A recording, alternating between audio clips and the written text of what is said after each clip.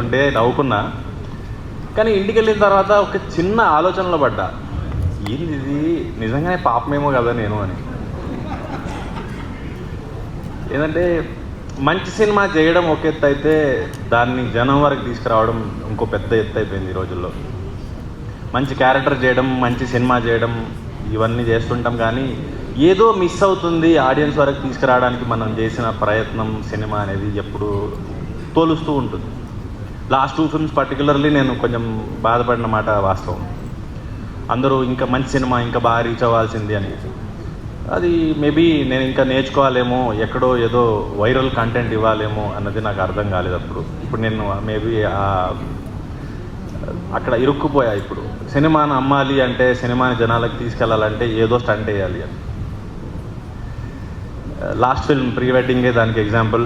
Media support చేసింది, review writers, critics, audience అందరూ యునానిమస్గా మంచి రేటింగ్స్ ఇచ్చారు, చాలా బాగా పొగిడారు. కానీ జనానికి తెలిసే లోపే థియేటర్లోంచి వెళ్ళిపోయింది.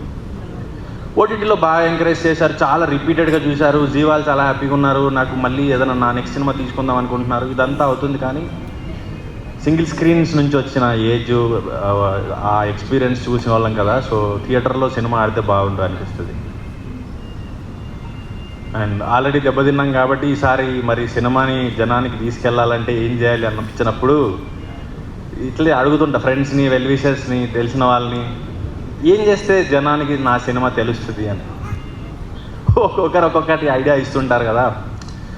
లౌడ్గా, కాన్ఫిడెంట్గా, అగ్రెసివ్గా మాట్లాడు జనానికి తెలుస్తుంది అని. నా బాడీ లాంగ్వేజ్ అది కాదు, నాకు రాదు. అండ్ సింపతిది ఏదన్నా డ్రామా అసలు నాకు వద్దే వద్దు, దాని మీద వచ్చే ఆడియన్స్ అసలు వద్దే వద్దు.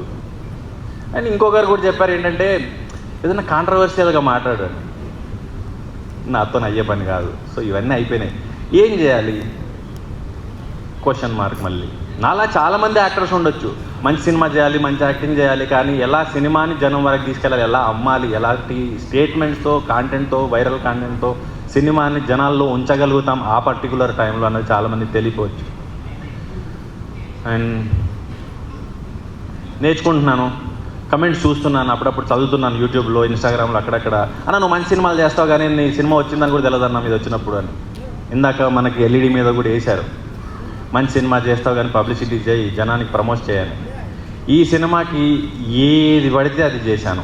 జనంలోకి రావడానికి ఈ క్యారెక్టర్లో ఉండి కథకు దగ్గరగా ఉండే అన్ని రకాల ప్రమోషన్స్ చేశాను. ఎక్సెప్ట్ రోహన్ది కొంచెం దూరం వచ్చింది తప్ప మిగతా అన్నీ కూడా సినిమాకి దగ్గరగా ఉన్నాయి, జట్కా పంచాయతీ వరకు. సో ఈసారి జనానికి ఈ సినిమా వస్తుందని తెలిసిందని నమ్ముతున్నాను నేను. అండ్ నేను ఆడియన్స్కి ఒకటే చెప్పాలనుకున్నాను, ప్రమోట్ చేయమన్నారు, చేశాను. అండ్ టికెట్ రేట్ల గురించి భయపడుతుంటారు, అది కూడా కమెంట్స్లో పెట్టున్నారు. ఈసారి అది కూడా ఈ సినిమాకి 105 రూపాయలు మాత్రమే ఉంది. మీరేం చెప్తే అది చేశాను. ఇంకా మీరు ఇచ్చే రిజల్ట్ కోసం వెయిట్ చేస్తుంటాను నేను. అండ్ మంచి సినిమా, ఈ వైరల్ కాంటెంట్ ఇవన్నీ పక్కన పెడితే ఒక క్లీన్ ఎంటర్టైనర్, ఫ్యామిలీ మొత్తం కూర్చుని చూసే సినిమా, ఒక ఫీల్ గుడ్ ఫిల్మ్. మనకి కంటేజియస్ అంటారు చూసారా, క్రౌడ్ ఎక్స్పీరియన్స్తో చూసే ఫిల్మ్ ఇది. మనం ఇండివిజువల్గా ఫోన్లోనో టీవీలోనో కూర్చుంటే కాదు, ఒక ఫుల్ ప్యాక్డ్ క్రౌడ్తో చూస్తే అది వచ్చే కిక్ వేరు. ఏప్రిల్ 17కు మీ దగ్గరలోని థియేటర్కి రండి.